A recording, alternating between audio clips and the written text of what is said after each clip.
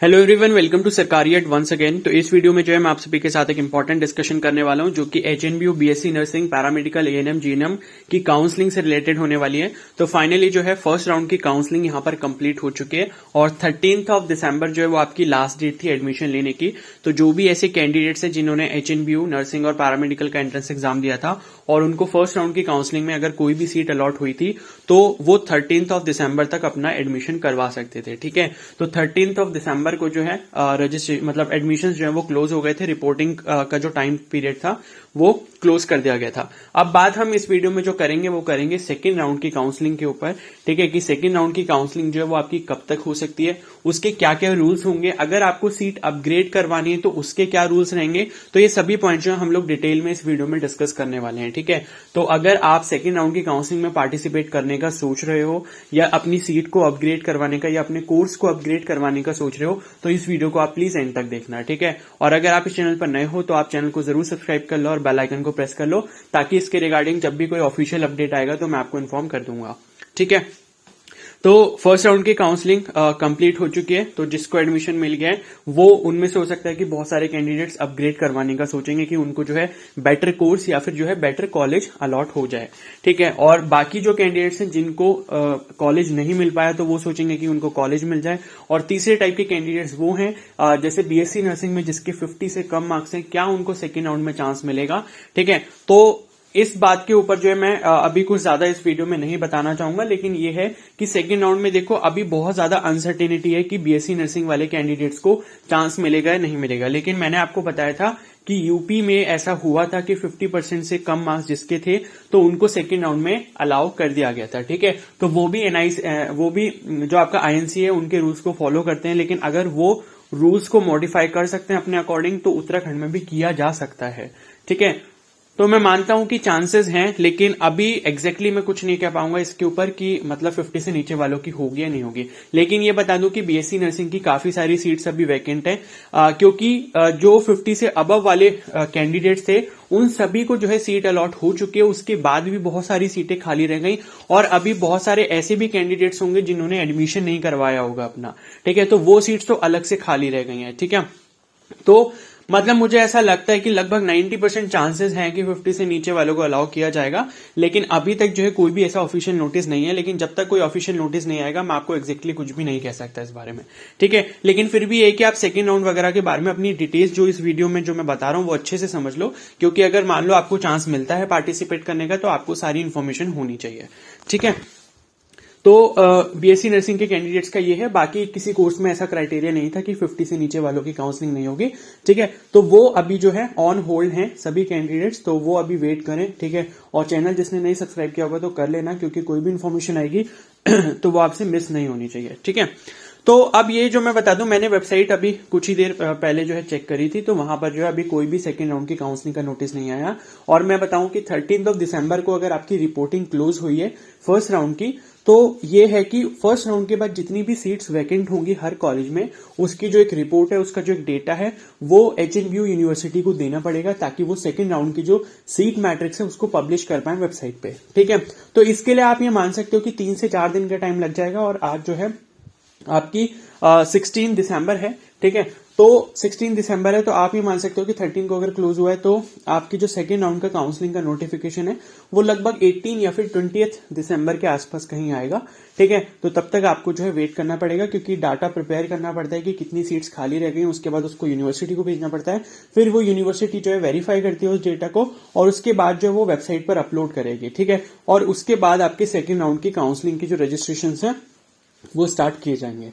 ठीक है, तो आप ये मान के चलो 18 से 20 दिसंबर के आसपास कहीं ना कहीं जो है नोटिफिकेशन आ जाएगा, क्योंकि अब ऑलरेडी काफी ज्यादा लेट हो चुका है, तो ये काफी ज्यादा और लेट नहीं करेंगे सेकंड राउंड की काउंसलिंग को। तो ये कोशिश करेंगे कि जल्दी से जल्दी जो आपकी काउंसलिंग हो जाए। बाकी जब ऑफिशियल नोटिफिकेशन आएगा तो मैं आपको इन्फॉर्म कर दूंगा।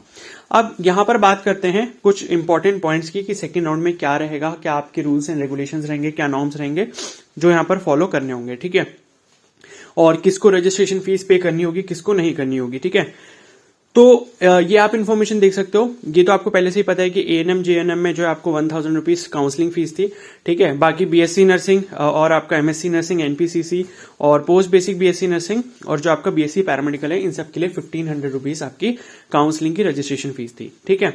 तो ये जो काउंसलिंग की रजिस्ट्रेशन फीस है ये आपकी नॉन रिफंडेबल है, ठीक है।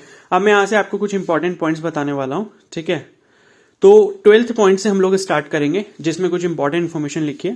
तो आप ये देख सकते हो, अभ्यर्थी को काउंसलिंग बोर्ड द्वारा प्रथम या द्वितीय चरण की काउंसलिंग के आधार पर सीट आवंटन की कार्यवाही में आवंटित हुई सीट पर प्रवेश हेतु निर्धारित अंतिम तिथि के अंदर संबंधित संस्थान में प्रवेश संबंधित समस्त औपचारिकताएं पूर्ण कर प्रवेश लेना अनिवार्य होगा, ठीक है। तो फर्स्ट राउंड की जो भी इन्होंने टाइम पीरियड दिया था 13 दिसंबर तक, तो उससे पहले पहले जो है सभी को एडमिशन लेना था। अन्यथा की दशा में उस आवंटित सीट विशेष को रिक्त मानते हुए आगामी काउंसलिंग चरण में पुनः सम्मिलित किया जाएगा। अगर मान लो आपने फर्स्ट राउंड की काउंसलिंग जो हुई है उसमें अगर आपने 13 दिसंबर तक अपना एडमिशन नहीं करवाया तो उस सीट को खाली मानते हुए जो वो सेकंड राउंड में डाल देंगे, ठीक है। तो सेकंड राउंड के लिए वो सीट जा चुकी है जिसने अपनी सीट फर्स्ट राउंड में छोड़ दी है, ठीक है। और उसके बाद है, हाँ, कुछ कैंडिडेट्स का डाउट ये भी था कि सेकंड राउंड की काउंसलिंग होगी या नहीं, तो सेकंड राउंड की काउंसलिंग होगी, ठीक है, यहां पर भी लिखा हुआ है।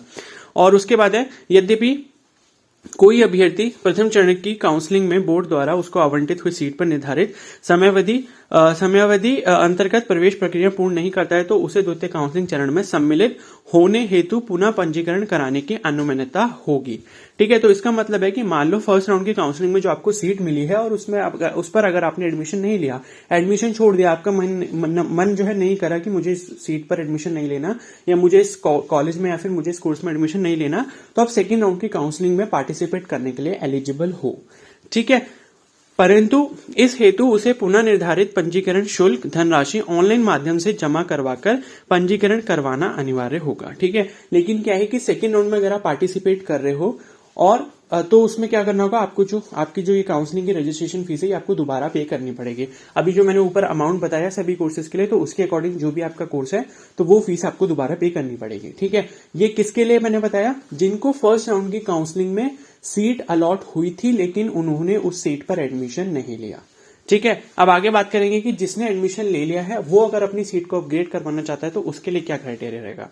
यदि किसी अभ्यर्थी को काउंसलिंग बोर्ड द्वारा प्रथम चरण में सीट आवंटित होती है और उसके द्वारा प्रवेश हेतु निर्धारित समयावधि के अंतर्गत संबंधित आवंटित सीट संस्थान में प्रवेश प्रक्रिया पूर्ण कर ली जाती है तो उसे द्वितीय काउंसलिंग चरण में अपग्रेडेशन हेतु सम्मिलित होने हेतु पुनः पंजीकरण कराने की अनुमति होगी, परंतु इस हेतु उसे कोई अतिरिक्त पंजीकरण धनराशि नहीं जमा करानी होगी, ठीक है।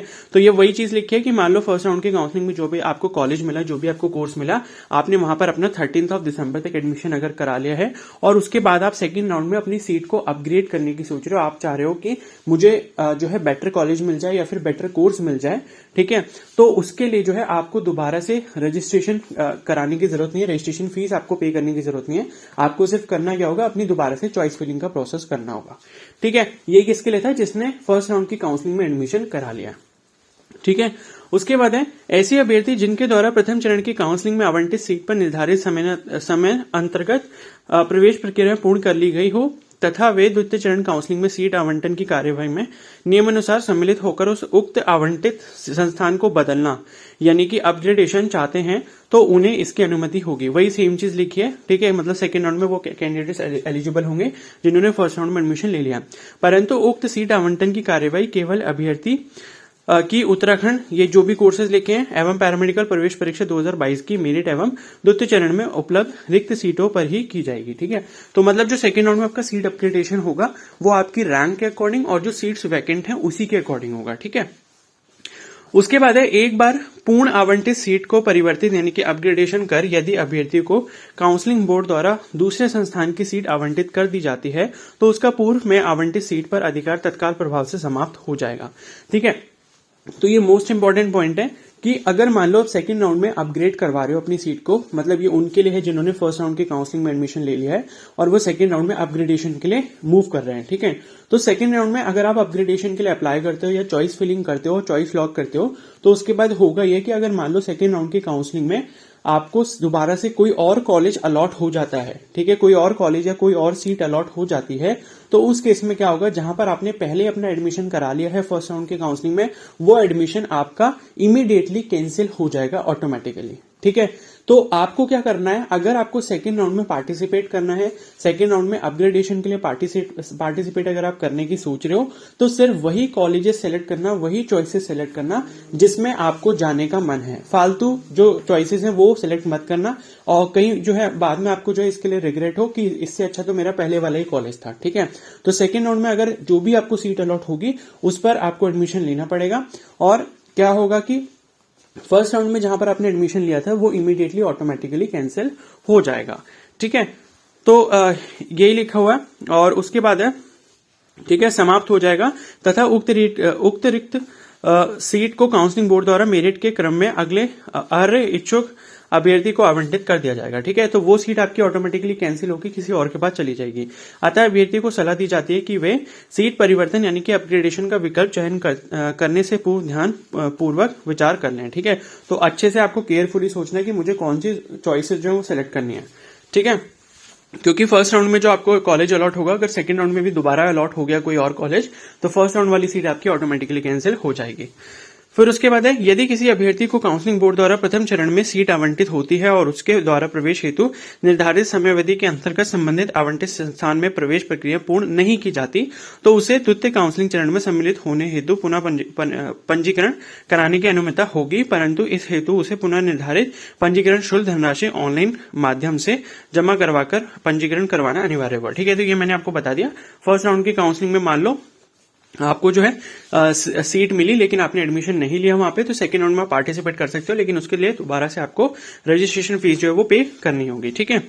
उसके बाद है, यदि कोई अभ्यर्थी प्रथम चरण की काउंसलिंग में उपरोक्त बिंदु में उल्लेखित विवरण अनुसार शुल्क जमा कराकर अपना पंजीकरण करवा चुका है और वे द्वितीय काउंसलिंग चरण में भी सम्मिलित होना चाहते हैं, तो उसे इस हेतु अलग से कोई पंजीकरण शुल्क नहीं जमा कराना होगा, ठीक है।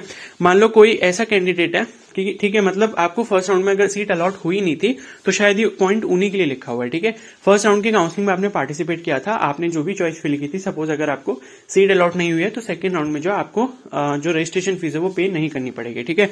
जहां तक मुझे इस पॉइंट से यही क्लियर हो रहा है, बाकी जब काउंसलिंग होगी तो आपको एक्चुअल में पता लग जाएगा, ठीक है।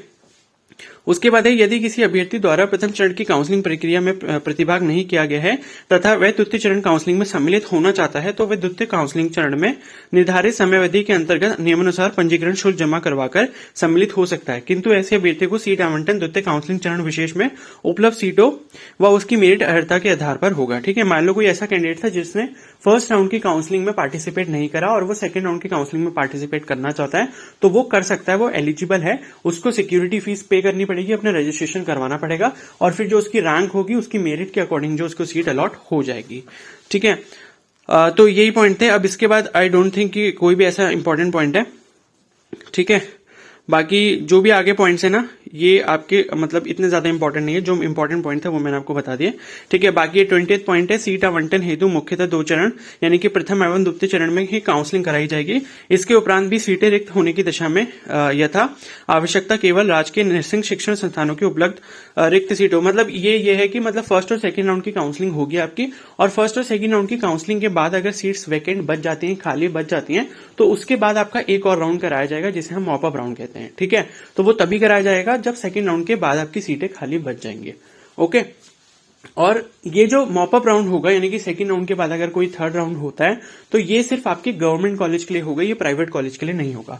प्राइवेट कॉलेज में अगर सेकंड राउंड के बाद जो सीट्स बचेंगी तो वो प्राइवेट कॉलेज जो है खुद से अपने यहाँ डायरेक्टली एडमिशन करवा सकते हैं, उनके यहाँ फिर काउंसलिंग से एडमिशन नहीं होंगे सेकंड राउंड के बाद, ठीक है। तो इसमें बस यही पॉइंट लिखा हुआ है, और बाकी इसके बाद जो है कोई भी ऐसा इंपॉर्टेंट पॉइंट नहीं है। हाँ, बाकी ये है कि जब आप सेकंड राउंड की काउंसलिंग में पार्टिसिपेट करोगे तो आपको जो चॉइस फिलिंग करनी है, चॉइस फिलिंग करने के बाद चॉइस लॉक भी करनी है। अगर आप चॉइस लॉक नहीं करते हो तो उस केस में आपकी चॉइसेस जो है वैलिड नहीं मानी जाएंगी और फिर जो आपको सीट अलॉट नहीं होगी, ठीक है। तो चॉइस लॉक करना बहुत जरूरी है, यहाँ पर साफ साफ इन्होंने लिखा हुआ है, ठीक है। तो चॉइस जरूर लॉक कर देना। बाकी सेकंड राउंड के काउंसलिंग का जैसे ही नोटिफिकेशन आता है या फिर नर्सिंग वाले कैंडिडेट्स के लिए ये इन्फॉर्मेशन आती है कि 50 से नीचे वाले के जो भी क्राइटेरिया अगर चेंज होता है तो उसके बारे में जो मैं आपको इन्फॉर्म कर दूंगा, ठीक है। तो अगर ये वीडियो हेल्पफुल लगी तो प्लीज को जरूर लाइक कर देना, चैनल पर तो जरूर सब्सक्राइब कर लो और बेल आइकन को प्रेस कर लो। और कोई डाउट है तो मुझे कमेंट सेक्शन में बता सकते हो या फिर मुझे इंस्टाग्राम पे भी डीएम कर सकते हो। लो। इंस्टाग्राम का जो लिंक है मैंने कमेंट सेक्शन में पिन किया हुआ है। Okay, so thank you and have a nice day.